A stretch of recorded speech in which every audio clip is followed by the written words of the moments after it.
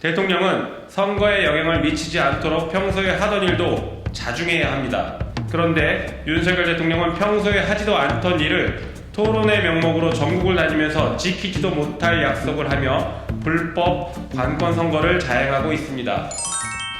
민생 토론회로 선거 공약을 남발하고 기부 행위를 약속한 윤석열 대통령과 정책 위반자를 공직선거법 위반으로 서울경찰청에 고발합니다.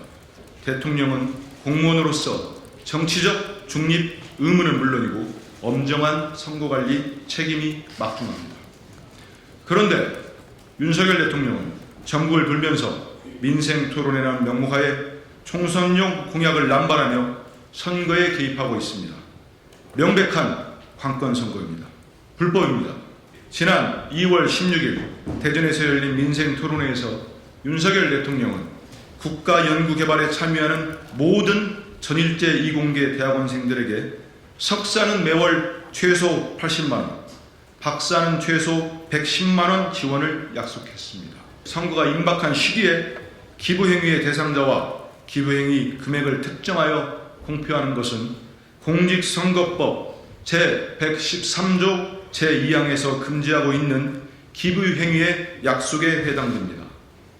공직선거법 위반입니다. 이는 국회의원 선거를 60일 남겨둔 상태에서 직무와 관련하여 선거에 부당하게 영향력을 행사하기 위한 의도임이 명백합니다.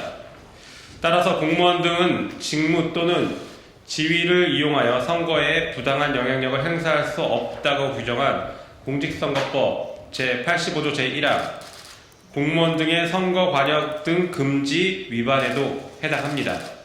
공직선거법 제85조 제1항 위반은 공소시효가 10년입니다. 윤석열 대통령이 퇴임하더라도 공소시효가 남아있다는 얘기입니다. 한 언론 보도에 따르면 민생토론회 15회 동안 대통령이 약속한 정책을 위반하려면 약 831조 원이 들 것으로 추산된다고 합니다. 2024년 국가예산 656.6조와 비교해 보더라도 1년 예산을 훌쩍 넘어서는 규모입니다. 윤석열 대통령은 이렇게 막대한 예산이 소요되는 사업을 타당성 조사나 관계기관 검토, 야당과 협의도 없이 국민들에게 약속했습니다. 더군다나 대통령이 약속을 지키려면 법 개정이 필요한 사항이 대부분입니다. 지금처럼 여소야대 상황에서는 어렵다는 것을 잘 알고 있음에도 약속을 남발하는 것이 이 약속을 지키려면 국민들의 지지가 필요하다. 다가올 총선에서 반드시 과반 이상 절대 다수 의석의 여당을 만들어 달라라는 의도가 담겨 있다고 볼 수밖에 없습니다. 대통령은 선거에 영향을 미치지 않도록 평소에 하던 일도 자중해야 합니다. 그런데 윤석열 대통령은 평소에 하지도 않던 일을 토론의 명목으로 전국을 다니면서 지키지도 못할 약속을 하며 불법 관권 선거를 자행하고 있습니다. 대통령이 여당의 선대 본부장이냐는 지적이 나올 만합니다. 경찰에 요구합니다.